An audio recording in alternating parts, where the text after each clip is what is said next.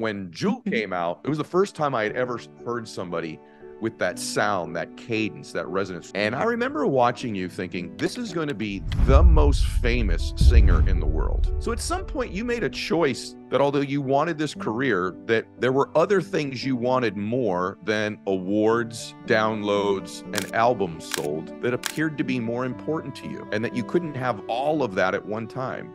Is that true? I remember writing, if I get to my deathbed and the best art I created was music, I'll have been an asshole. I wanted my life to be my best work of art. The height of my fame, I had to have 24-hour bodyguards. My life was being threatened every day. I had stalkers. I couldn't grocery shop. I hated it. Hated the level of fame I got, and I had to give myself permission to say, I don't like it. And only you know in your own heart that it was an act of power. The whole world thinks I'm a sellout because I'm gonna make a pop album, but I know I'm a sellout if I don't do it. Am I gonna do what they say is selling out, or am I gonna do what I know is authentic? I'm gonna choose me, and you're gonna have to pay a price, right? At 40, got a divorce, became a single mom, didn't want to just tour as my sole source of income, had to come up with a whole new career plan. I call it my deathbed decisions. Laying on my deathbed, if I looked back and I had let my son down, I can't even talk about it. It hurts my body so bad. If I didn't sell 3 more million albums, I don't care. Not on my deathbed, I don't care. I'm a good mom. I can look myself in the mirror and say that. That's everything to me. That's what I paid with that price. You would never start a company without capital, resources, time, and talent. Same thing if you want to grow a limb on your life. How are you going to make it succeed? And nothing's worse than achieving this level and going, oh my God, I'm not happy. I must be doing it wrong. I better do it harder. A lot of our performative behavior is really just a compensation because we feel unworthy and unlovable. And if we stop performing for love, who the hell are we? Those are very, very scary things to face. If you invest in the stock market of your humanity, of what you know in your heart is right, it pays dividends. It's like God's way, the universe's way. It's magic. It pays dividends in magic, and I've never seen it fail. So I guess the only thing I'd ask is, are you willing to invest in a relationship with yourself? You don't fall in love overnight. You fall in love with yourself over time. And your ability to love yourself has been obscured from yourself your whole life. But it doesn't mean it has to be. It just means you didn't take the time, weren't taught how to take the time, haven't made it a priority, a combination of all of those. And would you like to start? This is so good.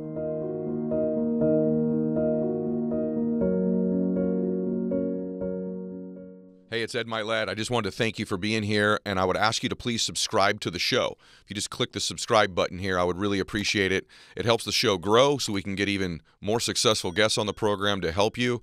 At the same time, if you're subscribed, you're going to get access to the programs before anybody else in the world gets access to them. So if you would, click subscribe right here. Thanks so much. All right, welcome back to the show, everybody. So, fired up about today. Producer calls me about 6 months ago and goes, hey, Jewel wants to come on your show. And I'm like, yes, immediately, yes. But I had no idea what we were going to talk about. It was Jewel. We got a legend to come on my show. I'm like, absolutely, yes. And then I started to prepare for the podcast. And they're like, oh, she's a mental health advocate. I'm like, oh, that's nice. A celebrity who's a mental health advocate. There's a few of those. And then I started to dig into her work. And then I went, whoa. And then I fell in love with her work. And I've been in this loop for off and on for about 6 months, learning from her, because she's not just a mental health advocate. She's a strategist.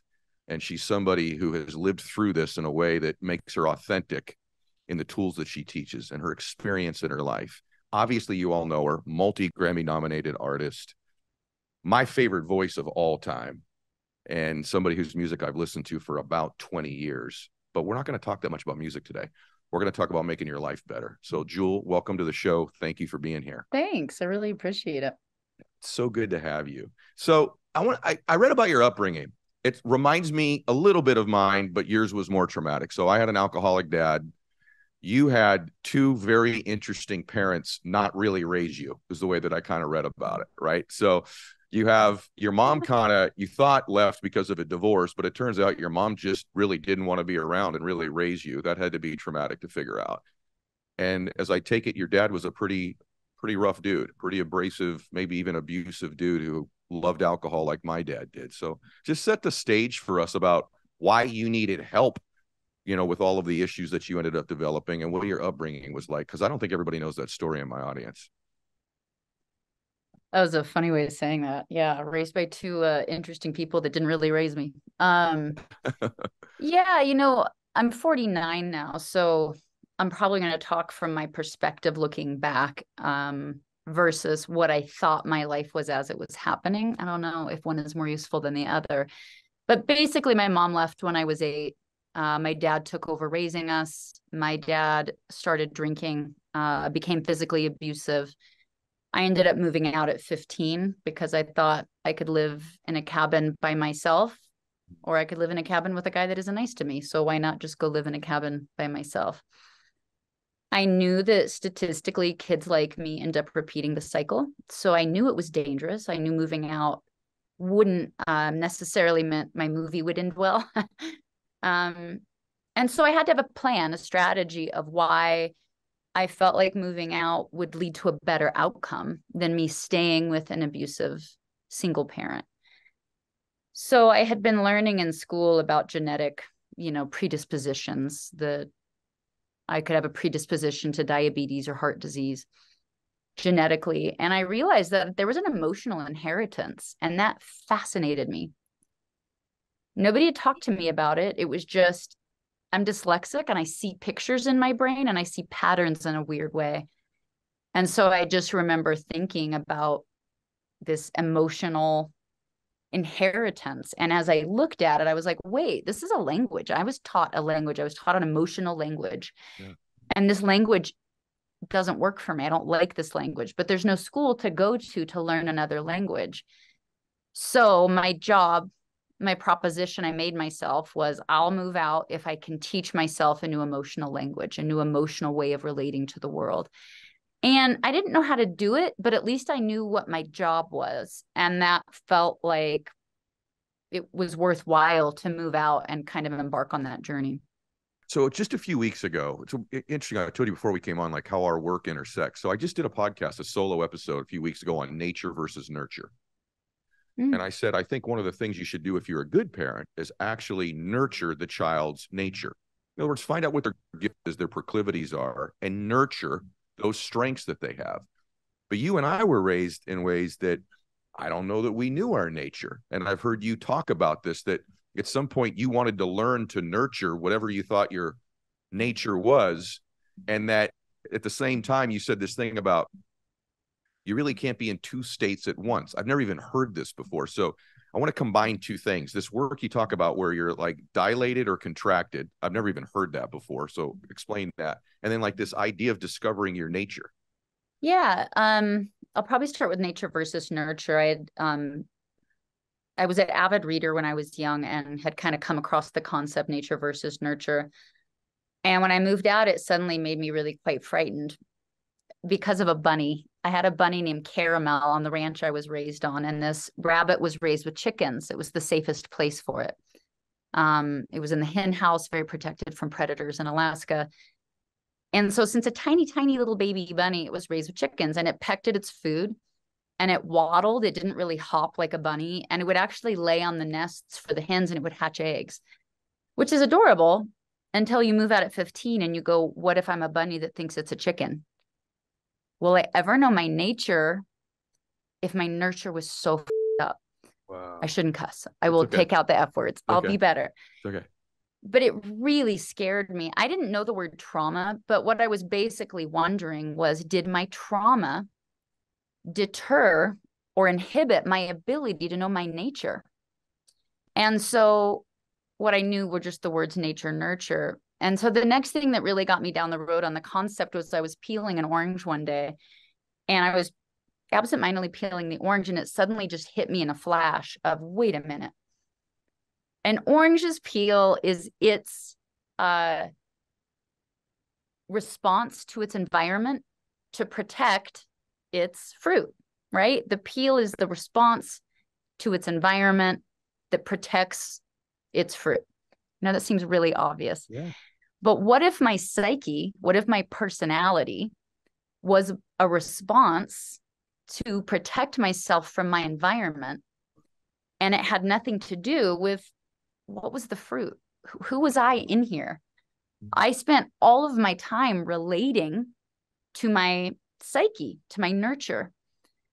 You know, all of Yes. the assumptions I made about myself based on neglect, abuse, an unsafe environment, all the strategies and coping mechanisms I developed to keep myself as a boundary, as a barrier between me, what's in me, and my environment. I spent all of my time on this outward exterior when what actually really mattered was what the heck was the orange? What was I inside of here? And I was willing to suppose that my nature, and that's why I wrote the book, my book's called Never Broken. It's so good, You can't everybody. Get break it. this nature. Mm. Thank you. Yeah, Mm. you can't break what's in here. I just had to develop a relationship with it. I had to stop investing in my relationship with my suspicion, my paranoia, my insecurity, all of these things that just had to do with how I was protecting myself from my environment. And I had to develop strategies of getting to know my nature. And that was exciting. And then I could develop strategies of how to do that. Writing was one way, being quiet was another way, and then ultimately other strategies. We're going to talk about this dilated, contracted thing here in a second, but I have to say something. When I was reading that work, this is like something I probably never said out loud. I have this show where I'm supposed to help people change their lives, and it's become this big thing. But I think I still avoid that. Like, I'm 52. I'm glad you said it was exciting to get to know yourself, because I almost feel like I think I've still spent like a majority of my life, makes me emotional to say, but like avoiding me. Like, I still lots of coping mechanisms, whether they're work, success, I don't know, whatever it might be, like spending time alone with myself and really getting to know me is something I think many people listening to this may relate to my side of it, but I think I probably still avoid it to some extent. I'm really good at pretending I know me very well. I'm really good at relating with other people. I'm really good at helping other people heal. But when I was preparing for this interview, it really made me look at myself. I'm being very sincere when I tell you that your work has profoundly impacted me. And do you relate to that a little bit? Like, I know you said it was exciting to do, but I think I still avoid that to some extent. Do you find yourself slipping back into that pattern? Or are you so far down the road that that never happens to you anymore? First of all, I'm just beaming with pride for you. My heart is bursting with pride for what you're saying. It's so easy to be an expert. Yeah. And it starts to, or it can be the same way fame can be a prison that isn't authentic. Because if we're doing our job, we're always on the edge of not knowing. We're always on the edge of knowing better. I can definitely relate. You know, I think for me at the time I'm talking about when I was 15, it was exciting because it was a job. You know, I had something to do. And when you move out at that young of an age and you have no strategy and you're up against paying rent and really scary, dangerous things, knowing at least your goal is it's like, whew, you're a soldier with a war to fight, you know? So it was exciting because of that. It was a job to do. I relate to what you're saying later in my life, because when I started to realize I was learning spiritual practices and self-help practices as an elegant form of control to help me avoid healing and to control life from making anything bad ever happen again, I had to realize a whole new level of that I was up to. Okay, I can't stop cussing. It was a whole new level of manipulation that I was trying to manipulate my environment, that my self-growth practices were me just trying to control life and say, if I practice perfectly, if I'm perfectly spiritual, if I'm perfectly healed, no more bad things will happen to me. Well, that's just silly. Bad things happen. We don't get to choose how life changes. We just get to choose how it changes us. What am I going to do about it? You know, I have to tell you, I think we have the same sort of pattern when I was young, because when you come out of your situation was, I think, significantly more traumatic than mine. I said that earlier. But I had to do a lot of work to become like a baseline functioning person. So I did do a lot of work initially. And then I built all these skills that could produce external results, just like you did. Like you became this prolific artist. And so you get into that stage of your life where, okay, I've healed myself to some extent, where now I'm functional. And in my case, I produced companies and wealth and blah, blah, blah, right? Whatever that stuff is, external. And you did as well. You produced this great art, this amazing music. You built this notoriety. And somehow that insulated me from ever spending a lot of time, at least in my case, with myself again. In other words, I built an environment around me, circumstances around me that allowed distraction almost of success or other people or events and things I had to go do. And I never really got around to spending any time with myself again. And I wondered, why am I not enjoying this more? In other words, I'm very functional. I know how to succeed, but I don't really know how to be happy.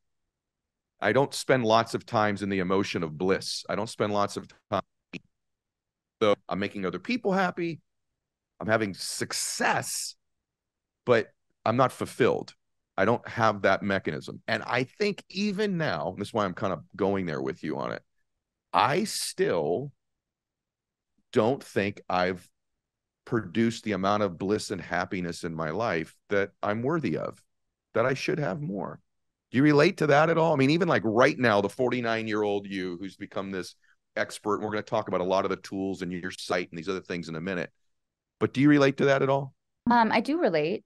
I feel, I relate to what you're saying of, God forbid we're capable people, you can build a world around you that helps give you an even greater illusion of control, and not having to feel vulnerable. And so if I can extrapolate some of what you're saying, you created a world that helped you not have to feel vulnerable. 100%. And that's really uncomfortable for you. Yeah. Where my life varies a little bit is I was a writer. And so my life kept taking me into my body. My number one goal when I was 18 was to be a happy, whole human, not a human full of holes. That was literally my life plan. I'm sure your business plan looked a lot better. Mine sounds silly. No, it doesn't. But that was my life plan. My number two job was to be a musician. And under that, I wanted to be an artist more than famous. And so that was my hierarchical decision making that I made my life decisions by. Did you accomplish that, Jewel? Did you do it? Yeah. I'm really happy. And that's different than being perfect. And that's different than not having heartache. And it's different than, like, I'm working on things about myself every day. Life has never ceased to be humbling in what I have to learn and how I have to grow and develop as a human. But I have very, very high satisfaction levels. And I've fought for those. I've fought for them with every ounce of my being. I made my happiness my number one mission in my life, above money, above success, above career goals. When I quit making excuses for why I couldn't be happy, and when I started getting more curious about what does happiness even mean, because the tricky thing about happiness is it's a side effect. You can't get happy. You just can't. You can't get happy. I mean, just tell someone who's sad. You can't just get happy when you're sad. It's a side effect. It's not like saying I discovered France and I'm never leaving the continent. Happiness is a side effect of choices. And often we don't know what's prompting our choices. We don't get to that level of understanding our subconscious motivations that are driving our choices. And why are we being driven to choices that lead to the side effect of dissatisfaction, unfulfilling relationships, unfulfilling friendships, things that don't nourish us, things that deplete us. I had to really come to terms with, it was me doing this to myself. I kept choosing abusive people. I kept choosing people that took from me. I kept choosing to give more than I should give. It was me behind the wheel of my body. What was I doing? What was driving me to these results that led to unhappiness? And could I choose differently? And that's really where the rubber meets the road. And that's where developing a lot of those tools and strategies for myself started helping me make better choices. Let's talk about one of those situations. I'm going to ask you a hard thing. So, you talked about choosing people in your life that hurt you or did harm to you or took from you. But in your case, and in some people's cases, the people that took from them, that harmed them, they didn't choose. They were their family, right? And so it's documented that in your case, your mom, over some time, like a lot of money. And there's someone listening to this or watching this right now that says, yes, but my spouse did this to me, or my friend did this to me, or I was raised a particular way. And so it felt like it wasn't all just my choosing, but that some things happened to me. Are you saying you have to take responsibility for everything that happens in your life, including something like what happened to you, or what someone may be thinking was something that happened to them? They need to own that and take responsibility. That's number one. And then number two, what are some of those tools that you would suggest to somebody who's feeling those feelings? Yeah, you don't get to choose your parents. Those are really tough positions to be in. There's many women that are in a marriage that can't afford to leave, or men. Those are tough spots, so I'm not saying those spots don't exist. And this has nothing to do with fault. It's just that in the game of healing, in the job of healing, nobody cares about fault. It doesn't, it just doesn't count. It's either you learn to heal or you don't. You learn to make a healthier, more nourishing choice now that you know better. And you only know better when you know. Once you know, what are you going to do? Will you accept the responsibility of it? The great thing about accepting responsibility, I'm not responsible for everything, right? I'm not responsible for everything other people do to me. I don't have any control over that. I can only take responsibility for me. And so like healing from something like my mom, that was, a tremendous thing to have to heal from. It was at the hands of a parent, grooming from a really young age. It was a lot to unwind, a lot to heal from. But for me, learning for me to know the difference between a reason and an excuse. I had a lot of reasons why I couldn't be happy. But when I stopped accepting excuses for why I couldn't be now, my life changed. Mm. And so when I stop making excuses, my life gets healthier. And again, that's not because I don't have compassion for the reasons, but it doesn't matter. It starts to be binary. You're going to move forward and heal, or you're going to keep making bad choices and re-traumatize yourself. And it gets real simple. And so it does come down. I think healing is a gritty job. It's you looking in the mirror and going, what do I got? No one's coming for me. I'm coming for me. What do I got? What am I willing to do? What am I willing to do different today than I did yesterday? Will I take notes on it? Will I see if it worked? If it doesn't, will I try something new tomorrow? That's gritty. It's a real gritty thing. Wow. Yeah, I think responsibility doesn't mean it's all your fault. It's your responsibility as you respond and to make a different choice going forward. You, though, your point being that you control this. Man, it's so true. It's like really doesn't even matter whose fault it was. The fact of the matter is you've got to choose a different path. You've got to respond differently than you have in the past. So I want to go back to this dilated, contracted thing. So I'm like, what is that all about? Because I'm really a big believer that, my work has a lot to do with the state that you find yourself in, that if you can change your state, you can change the results, right? It's a lot of the work that I talk about. But I not really heard it. You say it in such a way like I should be familiar with these two states, but I've not even heard the terminology before, right? So educate us a little bit on this idea that you've noticed this and that I think you believe you can't be in two states at once, right? I believe that anyway, that you state that you're in. So I teased this earlier, but I really want to get into it because I think it's so, at least it impacted me really profoundly. So talk a little bit about dilated and contracted and what you've noticed about yourself in those states. Yeah, I think if it's okay with you, I'll take you to kind of when I learned it. I was 18. I was homeless. I wouldn't have sex with a boss. He wouldn't give me my paycheck and I couldn't pay my rent. Started living in my car. My car got stolen. I ended up homeless. I was having panic attacks. I was agoraphobic, which is a fear of leaving your home, which when you don't have a home is very exasperated. And I was shoplifting a lot. I was in a dressing room. I was trying to steal this dress. I was shoving it down my pants and I saw my reflection in the mirror. And remember this little thing? I moved out at 15 saying I don't want to be a statistic. Here I was 3 short years later, and it doesn't get to be more of a statistic. I was a homeless kid shoplifting. And the image in the mirror was undeniable. It hit me like a ton of bricks. Like, holy smokes, I didn't do it. It did not succeed. I have failed. I'd remembered this quote that happiness doesn't depend on who you are, or what you have. It depends on what you think. It might have been a Stoic, like a Seneca quote or something. Yeah. So, all right, maybe I could change my life one thought at a time. Left the dressing room, did steal the dress, mind you, but was like, maybe I can figure out how to change my life one thought at a time. I didn't know the word disassociative, but I was so disassociative that I couldn't witness my thoughts in real time. I had a real problem. My whole life plan was to change my life one thought at a time, and I couldn't tell what I was thinking in real time. Big stumbling block. So I thought I'll reverse engineer. Your hands are the servants of your thought. Maybe if I can watch what my hands are doing, it'll tell me what I'm thinking. So I'm going to write down everything I do for 2 weeks. That was my next life plan. Again, pretty ridiculous. For 2 weeks, all I do is write down every single thing my hands do. I opened the car door, whatever. I wouldn't shake someone's hand. I washed my hands. 8:02, washed hands, like silly stuff.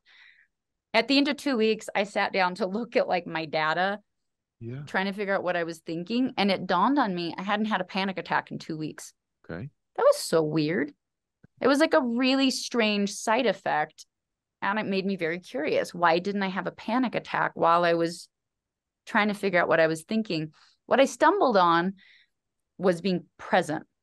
I stumbled on mindfulness, even though that word wasn't around then. I stumbled on an exercise, following my hands around, forced me to be so present all day long that I couldn't worry about a future that wasn't happening yet and freak myself out into a panic attack.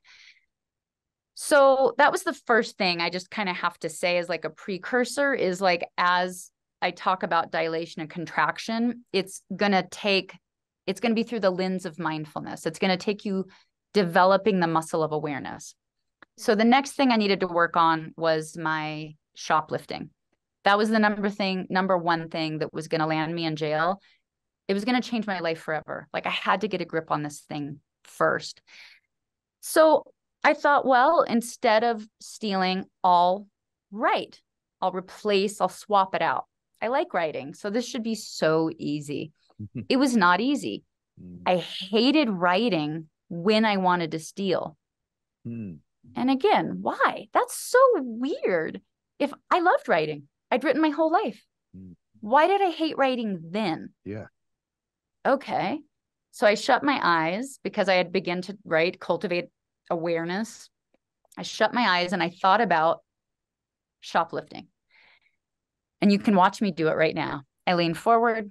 I get excited. I can feel my eyes like pin, almost like a drug response in my body.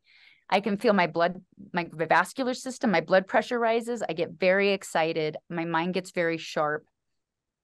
Feels pretty good. Like I get excited and it's intense. Think about writing. Shut my eyes. I think about writing. My body immediately leans back.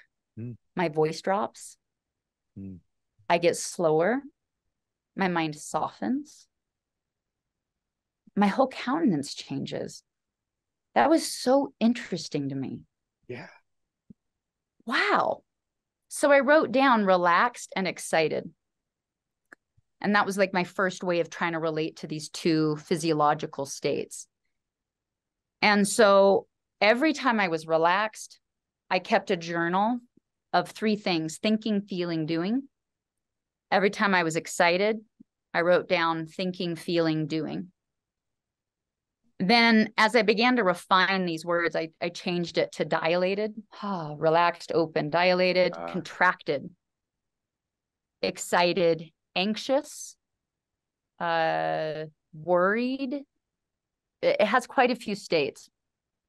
So I had these 2 lists. Under dilated, thinking, I had, I'll figure it out, I'll learn.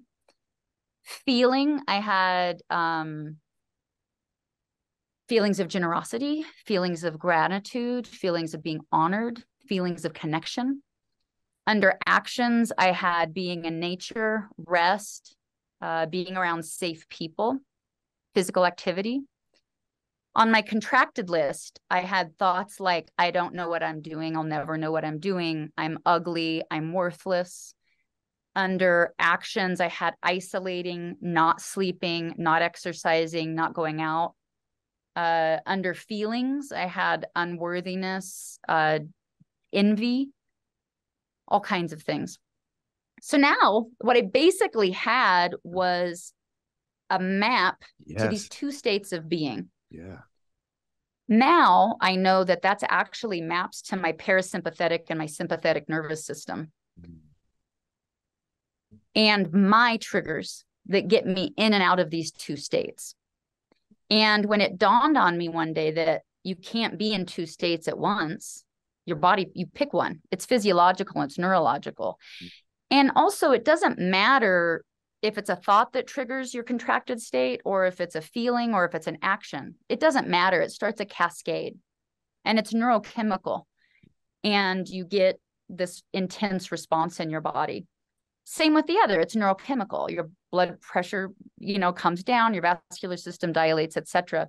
So the first time I got this to work for me in a really profound way was when I felt a panic attack coming on, which again took a lot of 6 months of practice to notice the signs prior to a panic attack. Yep. I noticed it early enough that I could intervene. I looked at my list on my dilated. I saw that one of the emotions that worked for me was gratitude. And I was able to substitute. I was able to force myself to do something on my dilated list that elicited a physiological response in my body that caused me not to have a panic attack. And that was exciting because I really knew I was onto something that was going to change my life forever. You guys, this is an all-timer. Did you think you're going to hear someone's nominated for a bunch of Grammys? We're going this deep on something like this is an all freaking timer. First off, you said how silly it was I do this. I think it's incredible that an 18-year-old young woman with really no upbringing has the vision, the intuition to even begin to stop and study her hands for 2 weeks. That's mind-blowing to me. I don't think that's silly or ridiculous at all. I think it's freaking incredible that somehow you had the insight to do this, right? Or later to then make a list of the two different states and the three things that go with it. I think that's mind-blowing. So would you, and you built these two maps, a couple things to unpack there. Number one, a lot of this is neurology, everybody. You're in a neurological state. And if you're aware that that's the case and you build a map to shift that state, now you can own the state that you want to be in. That's the deep work that when she's, you have people, mental health advocates, all the time, you got to work. What work? Just part of that deep work. Would you recommend to somebody then that perhaps they do something similar where they get fully present for a couple of weeks and take note of what causes them to enter, I'll just call an unresourceful state and a resourceful state, or dilated and contracted? Is that a practice that you recommend to somebody? Yeah, I teach this skill to teenagers. I have a foundation. We've been doing this for 22 years. It's one of the skills I teach them. I teach it to CEOs. I teach it to housewives. This will benefit anybody because you are the expert on you. And this is something I really want to emphasize. For me, I never had access to therapy when I was young. Yep. And then when things went down with my mom, I had money for therapy, but I had somebody mess with my mind. Yeah. And so I didn't want to have a therapist. It was scary to me. And so all the tools that I've developed had to work for me inside my own body. And it made me very interested in helping other people that don't have access to therapy, or if they have therapy, really maximizing the results they're going to get out of it. Because, if anybody's listening and you have therapy and it's not giving you the results you want, it's not the right therapist. Don't be afraid to fire your therapist. Mm-hmm. You're not broken. It's just like taking your car to a mechanic and they may not know how to work on a BMW. That's cool. You're a Toyota, no problem. Go find a different mechanic. But these types of tools really help make it takes advantage of the fact that you are the you expert. And if you're willing to observe yourself and you're willing to study yourself, you're going to have the key to your parasympathetic nervous system and your sympathetic nervous system. You're going to know the triggers that get you more than anyone else. Now, where again, the rubber meets the road is once you know, like a thought that used to unend me was, I don't know what I'm doing. I didn't know what I was doing. It was true. Right. But if I focused on it, yes, it would just send me into a tailspin. So once I knew that about myself, could I abstain? Could I abstain from that thought? Well, you don't live in a vacuum, right? You have to replace it. I don't like affirmative thinking. It just never worked for me because it felt like lying. Same here. You know, so an affirmative thought. So if I'm like, I don't know what I'm doing, and I know that's my negative thought, my affirmative thought might be, I know what I'm doing. I tried it. I looked in the mirror. I looked myself full in the eyes. I said, I know what I'm doing. And my body went, you're lying. That's right. Your neurology Because my completely physiological contradicts. state, That's right. it didn't change. Exactly. Yes. So it was baloney. Correct. So I had to find what I call an antidote thought. I had to find the medicine. What was the medicine that would get me into a dilated state? That took some experimenting. The sentence I ended up finding that worked was, I won't quit till I learn. To this day, it makes me tear up. It is so true about me. So then it came down to practice. When I started working myself up, I don't know what I'm doing. I don't know what I'm doing. Building the awareness to say, I notice I'm doing it. I'm not going to consume that. I'm going to consume this. I won't stop till I learn. And literally, it's sometimes just clinging to saying the sentence over and over so that your body can relax, or choose anything else on your dilated list. It could be a thought, a feeling, or an action. Get your body into a different state. Now you're not going to have a knee-jerk response, right? A neurological knee-jerk response that is your nurture. You're going to be able to have a thoughtful, formed response that's in alignment with your nature. That's pretty cool. Okay, that's an Instagram clip right there, what you just said, because that's so good. Let's rewind the last 5 minutes. I want to unpack a couple things there because our work overlaps so much, but I just want to validate. By the way, some of you may be listening to going, look, I don't have all this trauma. You know, how's this relate to me?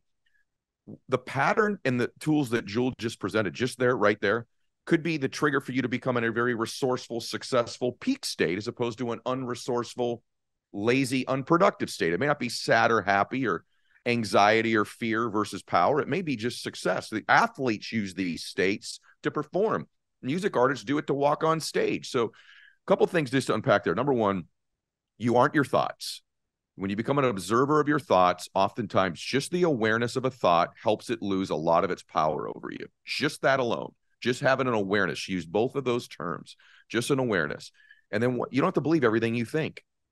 And so she said something profound there. I do that too. I ask myself two things. One, is this thought true? Number one. That eliminates half of them. But in your case, you said it actually is true. I didn't know what I needed to know. And then two, I ask myself, does this thought serve me? Does this thought serve me? And if it doesn't serve me, it's putting me in an unresourceful state. For me, this is just my pattern. And we're a little bit different on this. Everything for me sort of starts with my body. I've got to move my body differently. My body overrides my thinking. In my case, most of the time, I'm a physical person. And for me, if I can move my body differently, I have typically shifted my state. But I love what you said. I'll often go, because it's creeping up on me. You know when you started the pattern of it, and I'll just go, oh, I'm doing it again, aren't I? Here I go. And then I start doing something called thought stacking, where I'll just repeat a thought over and over and over and make it bigger and bigger and bigger to where it eats me up. So just the awareness over it helps me. What I want to do, everyone, right now, I want to step back just for a second because I want to give you a tool for some of you where it is a little bit dramatic for you, especially through the holidays. And so it's the Not Alone challenge that you have. Is that correct that there's been like 1.8 billion eyeballs on this challenge that you created? Is that accurate? And then please tell everybody what this resource is, because you aren't alone if you're in a really dark space right now, or it's the holidays. All times of year this affects people, but I think probably more this time of year than any time of year, people feel more and more alone. So I want to give you the floor on what a huge impact you've made with this. And if we didn't have this shared on the podcast, we're missing a few extra million people who would hear about it. So tell us about that real quick. We'll step out of the tools and give them a resource here. Yeah, thanks. Last year was our first year doing it. I have a youth foundation. It's called Inspiring Children. We help kids with suicidal ideation, anxiety disorders, self-harming. The kids run the foundation because nothing builds confidence like learning you're capable. And so the kids came up with this idea for the social media challenge. The kids run it. Last year, they got 1.6 billion eyeballs on it. I obviously help and pitch in and try and recruit anybody that I can. So we're doing it this time for the second year. The idea is it's a social media challenge, hashtag not alone challenge. People do videos talking about why mental health matters. People donate heroic auction items. People can go on there and bid on them. Or there's, really simple stuff that isn't expensive, like a hoodie, t-shirt, or a wristband. All the money goes toward mental health foundations, making sure that we're putting tools into the hands of people that need them. There's lists of resources that are free, and usually specific to just different backgrounds, because people just need different resources depending on what they're going through. And that's at notalonechallenge.org. Oh, good. What's Inner World? What is that? Inner World is, so, as I mentioned, I didn't have access to therapy when I was 15. Yep. It really bothers me that misery is an equal opportunist. It doesn't care if you're a successful entrepreneur making millions. It doesn't care if I'm a homeless kid. Misery is an equal opportunist. It's not real picky. It'll So true. It'll thrive in any system of dysfunction. Now, if you want to learn not to be miserable, if you believe you can learn and do better, that takes an education. Education costs money, right? Therapy in its highest form should be re-educating us about how to emotionally relate to the world. It should be giving us practicable tools. So it really bothered me that now happiness was an elite proposition if you had money to afford it. Yeah. What about kids like me that moved out at 15 that didn't have money to afford it? Or what if I'm not getting the results in therapy that I want? How can I figure out how to create scalable, consistent tools? Again, at scale. Because when I did the numbers, currently we're 500,000 therapists short in America. Yeah. And we think that if everybody were to seek help that wanted it, we'd be 5 million therapists short. That's a bottleneck I don't know how to solve. It's not my area of expertise to solve it. What I got really excited about was how can I alleviate that bottleneck in a non-traditional and very disruptive way, while making sure that we're delivering results. That's what Inner World is. It's a virtual reality mental health intervention platform. It has 2 phases. One is social. So it's a safe, curated, social environment, 24 hours a day, 7 days a week, where there's a trained guide live 7 days a week, 24 hours a day. The other side is education, taught in groups of 30. So let's say your cat dies at 3 a.m. You can come into Inner World. There's a trained guide in a social environment, and you say, my cat died. I'm freaking out. That was my best friend. It was my only connection to the world. The guide might say, have you ever seen the grief cycle? That's a documented DBT. Many psychologists use this grief cycle. You can see this grief cycle now in VR. You can see where you're at on it and go, okay, there's a beginning, a middle, and an end. This is where I'm at. The guide might say, tomorrow we have a class just on grief at 1 o'clock. Would you like to attend?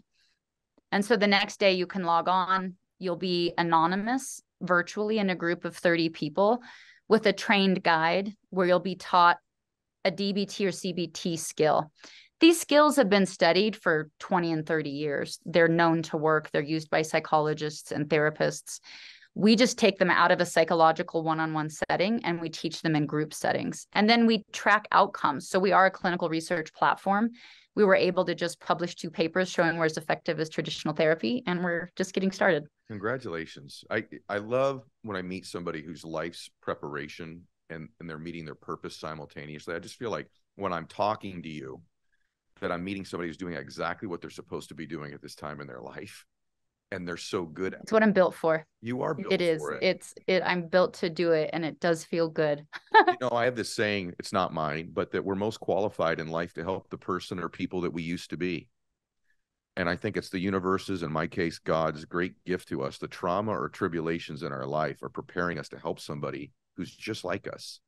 And when I'm listening to you, I'm thinking there are just millions of people that are like you and like me that have, and it's harmed their worthiness or their ability to feel great about themselves. And if you're going through something like that right now, just know that as you learn and you grow on the other side of that, you're going to be immensely qualified to help people that are going through their version of it. and that there's a purpose to your pain. There's a purpose to your pain. I want to ask you about something. Yeah, I always tell people like healing is hard. It's such hard work. Yeah. But being dysfunctional is exhausting. Gosh, that's so So, and there's that's so no true. light at the end of that tunnel. Like I Yes. know what my dysfunctionality is going to lead to. Yeah. But if I heal, there's actually a new option available to me. So at least the hard work is worth the effort. At Oh my least it might gosh. lead to a different outcome. That's so good. You ought to get something for your pain. You ought to get something for it. That's so good. Yeah. One of the things that fascinated me about you before I knew any of this version of you, right? But I remember when we were both younger, you and I. I'm older than you, but not by a lot. And I was watching you become successful and become well known. And your gift to me was so profound. Like, there are, say this, but there's a lot of people now that try to sound like Jewel. But when Jewel came out, there was nobody that sounded like Jewel. It was the first time I had ever heard somebody with that sound, that cadence, that resonance. When you heard Jewel sing, you know instantly when it's Jewel. And I remember watching you thinking, this is going to be the most famous singer in the world. And at some point, this is a really hard question. A lot of achievers on my show, and I'm evaluating this for me at my age too. There's like these ladders we climb in life, right? The ladder. And when you're really down low on the ladder, like you and I were, the next rung is worth it in almost every way. But there becomes a point, nobody talks about this. There becomes a point where you have to evaluate what the cost is for the next rung. What are the extemporaneous costs that come with climbing the next rung? That makes sense, right? And no one talks about this, but at some point, you have to evaluate what you're giving up to climb the success ladder in other areas of your life. It's just true. And in our culture, you're supposed to just keep climbing. And if you listen to a podcast like mine, entrepreneurship, self-help, personal development, you just flip and keep climbing. You just keep doing it. And at some point, there's a trade-off for that climb. And I remember watching this young woman, and I remember literally thinking this about you because we're about the same age, thinking, she's like consciously chosen that not all of this climb is worth it. She could have probably climbed higher in notoriety, climbed higher in more Grammys, made 23 more albums, toured all the time. So at some point you made a choice, it seems to me, correct me if I'm wrong, that although you wanted this career, that there were other things you wanted more than awards, downloads, and albums sold that appeared to be more important to you, and that you couldn't have, all of that at one time. Is that true? And if it is true, did you consciously choose that? And what advice would you give to somebody who's like, man, I keep climbing the next rung, but I feel exactly like I did 3 rungs supposedly lower. I don't believe in this lower or higher, but you know what I mean when I say that. What would you say to that? I'm really curious about you on that. I've actually never had anybody ask me, but I have been very intentional about it. And I actually really appreciate the question because it's what I have spent the most. If I have any genius, I've spent whatever that is on this.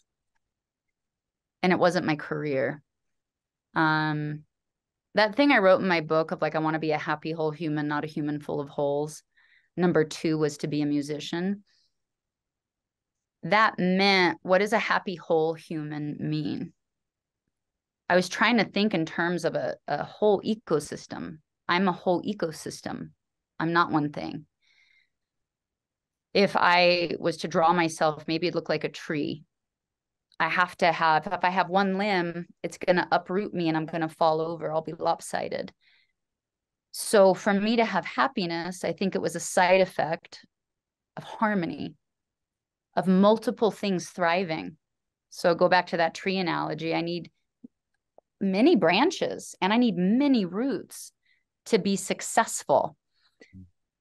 And that success wasn't my career. I remember writing, how did I say it? If I get to my deathbed and the best art I created was music, I'll have been an asshole. I wanted my life to be my best work of art. And that meant I had to direct my creativity and my intelligence and my heart toward trying to live artfully in multiple areas that I had to learn how to identify as mattering.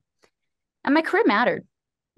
I'm very ambitious. You know, I'm ambitious and I'm capable and I want to know what I'm capable of. And I had a point to prove, and I was the dark horse and all of that. And I enjoyed it all and really did, but not at any cost.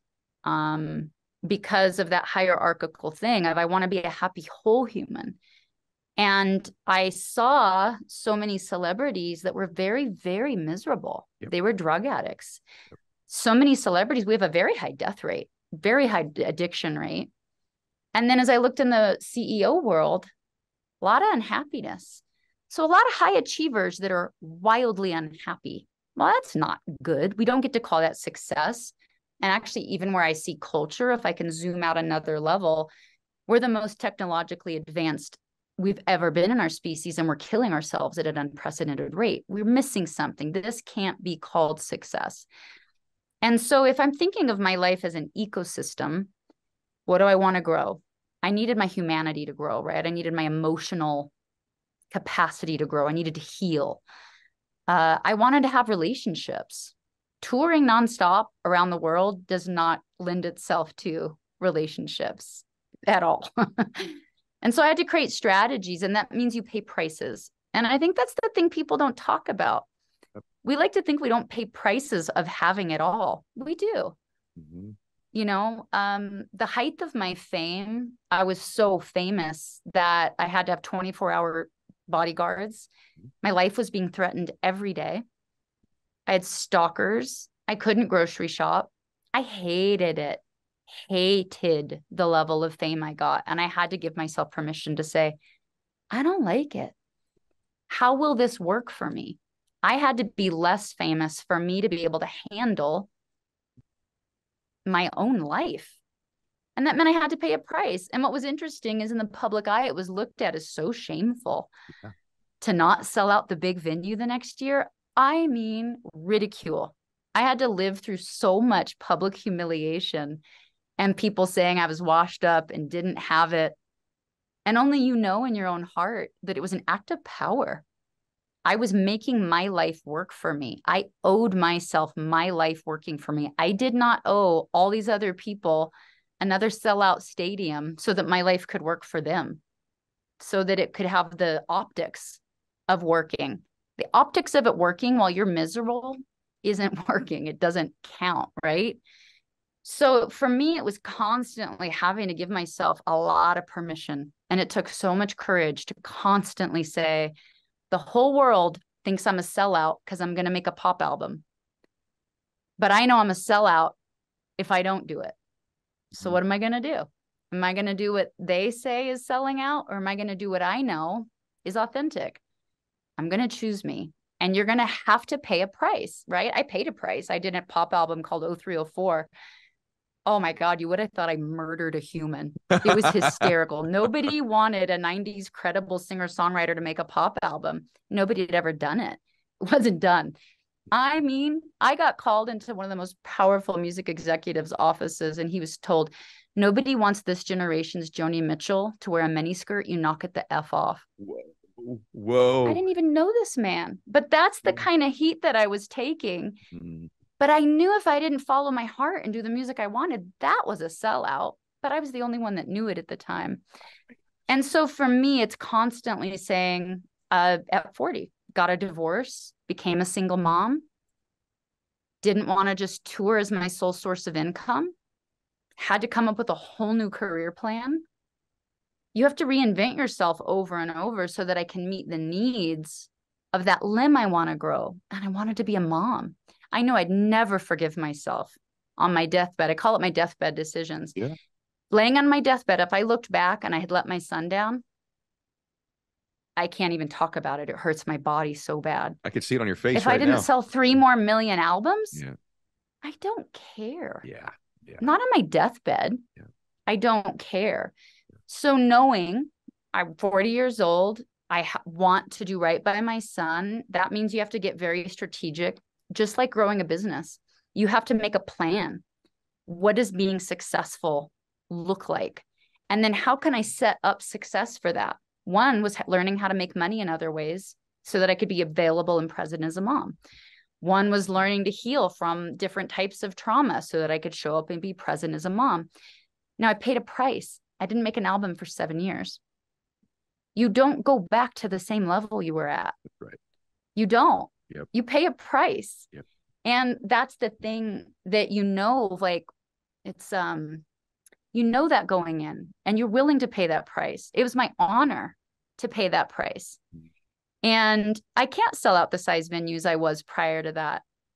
And when I read articles of like, oh, whatever might be shaming about that, I have to laugh, because that was my price. It was my honor to pay that price. I know what I bought with it. I'm a good mom, and I wasn't taught to parent. I'm a good mom. I can look myself in the mirror and say that. That's everything to me. That's what I paid with that price. So I think, like, if we can be very strategic, and just as strategic as you are about building businesses, and you would never start a company without capital, resources, time, and talent. Same thing if you want to grow a limb on your life. How are you going to make it succeed? I can't say I'm going to go be a great mom while I'm also trying to go still be the most famous person in the world. It doesn't work like that. I'm sitting here so grateful for this conversation. One, it's the best time of my life to have this conversation with you. But at the same time, sometimes I'm doing the show and I'm like, okay, we're changing lives right now. And there's so much of what you just said that I just want to acknowledge. And I'm going to ask you one more question. I got to tell you something, like this idea that you don't re-audit your life from time to time and say, is this still my current dream? Is this still my current dream? And then negotiating the price is okay. It's okay to say that this is going to cost me something and it's worth it to me. But you have to be honest with yourself about what it's going to cost you. And it's okay to say at some point, I just think a lot of people I think our culture now is like, just climb your career and then get around everything else, especially in the industry that I'm in. It's like, just keep climbing. You'll get around to your friendships. You'll get around to your spirituality. You'll get around to your family. You'll get around to your emotions. You'll get around to that, except you don't, because you have this fear. And I have it. I'm going to be honest. I'm going to lose momentum. I'm going to lose momentum. Yeah. If I don't keep speaking, if I don't keep touring speaking, if I don't keep building companies, if I don't keep doing my show, if I don't do my TV show, if I don't do this, I'm going to lose momentum. And what you're saying is, yeah, you will. And that's okay, as long as you know that's the price, if the other things are more important to you. So it's important to audit. Is my dream still my dream? What is important to me now? And by the way, everybody, please don't think you're just going to get around to it, because what Jewel said here, she and I both know, people that have produced tons of external fame, influence, and wealth, I'm just telling you, never got around to the other stuff. And the vast majority of them that her and I know don't have bliss, don't have internal peace. That's not a criticism of them. Bless their heart. They just went for the stuff of life. They went for the stuff. They went for the awards. They went for the money. And that's okay if that is your priority. And they thought it would work. By the way, nobody does that because they think it'll make them miserable. They do it because they think it'll make them happy. That's right. And nothing's worse than achieving this level and going, oh my God, I'm not happy. I must be doing it wrong. I better do it harder. And they double down and they do it harder and they become more successful. And then they go, oh my God, I'm still not happy. I must be doing it wrong. I better do it harder. And then, look, a lot of our ego gets tied up into it, our self-worth. A lot of our performative behavior is really just a compensation because we feel unworthy and unlovable. And if we stop performing for worth, and if we stop performing for love, who the hell are we? Those are very, very scary things to face. Oh my goodness. You're reading my mind. The fun thing that I want to drive home, the momentum I lost in my music career, I gained in a whole new, I invented a job for myself. I became an entrepreneur in a space that didn't really even exist. You do pay prices, but there's unexpected dividends. If you invest in the stock market of your humanity, of what you know in your heart is right, it pays dividends. It's like God's way, the universe's way. It's magic. It pays dividends in magic. And I've never seen it fail. Like when I wouldn't have sex with the boss and I ended up homeless. right? I paid a short-term price. It sucked. A big price. That was a bad price to pay. But I invested in my humanity. I ended up getting discovered at the end of that year. That's just magic compounding math. That's compounding magic. I don't know what you call it, but I've never not invested in my humanity and not had it pay off in dividends that were exciting and unexpected. That's kind of more fun and more dangerous than climbing the ladder where you know the results are leading to yielding happiness quotas. You know, how much more? And that's another thing about happiness, is I call it blowing by happiness. Very few of us examine what actually makes us happy. It's usually really simple. It's connections. It's connections to your family and your loved ones. It's usually something simple like fishing, or these things that we go by because we think we need so much more extraordinary wealth, and it ends up making us less happy. So you really do have to do this different type of math. Oh my gosh. And I want to spend a whole other hour talking with you about like getting to know yourself. If you'll have me back, I really want to like delve into that, because it's a really important area of when we become perfectionists, when we become addicted to being performative. Yep. And how do you get off the cycle when all of society has patted you on the head and rewarded you for being performative, but it's not from a deep sense of worth? How do you get off that train is a very tricky thing psychologically. Well, you're reading my mind a couple things. One, I want to have you back on, open invite. And not that many people we have come on twice. I'll have you on next week. I want to have you back. We'll take a breather, and I want to have that other conversation. And by the way, it may not be just society patting you on the head for being performative. It may be your parents. It may be your family. Yeah. And a lot of us conflate love with significance, love with recognition, because the only time we felt any love as children is when we did something significant. We brought home a report. When we performed for a song, it. Yep. Get a home run, and we get that. So I would love to have you back on. Yeah, and I'd love to weave that back into, if you'll help me remember, and let's do this next week, so it'd be fun. Good. But performative perfectionist behavior and how that relates to the dilated and contracted states, because they really link into one another of helping somebody get off that train. Yeah. Yeah, we're doing this again. We'll get our schedules together and we're going to do it again. I have to tell you all something. It's one of the more profound conversations I've had on the show. And I opened up sort of telling you that when I started to dive into Jewel's work, I sort of knew that was going to be the case. But we even go deeper than even I hoped. I want to ask you one last question, just because if I don't, my audience will be frustrated with me, because you this. And so it doesn't need to be a long answer, because we're both, I know you're pressed on time, but I am going to have you back. But what would you just say in general to somebody who says, all the things you guys talked about today are helpful to me, but I don't feel worth it. For whatever reason, I'm at a point in my life where I don't feel worthy of this happiness, that I don't deserve it, because I believe that's the number one barometer in our life, is to be consistent with our identity.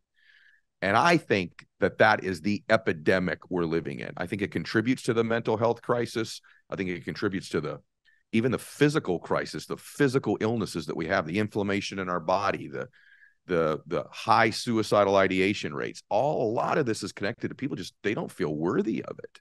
And so I know it's a long answer. We could do a whole podcast on it, but if I had to ask your brilliant brain there with all of your experience, someone just said, I just don't feel worthy, you would say, begin here, or here's a tip, here's a key, here's a thought. What would that be? I guess I would say, are you willing to invest in getting to know your worth? Mm-hmm.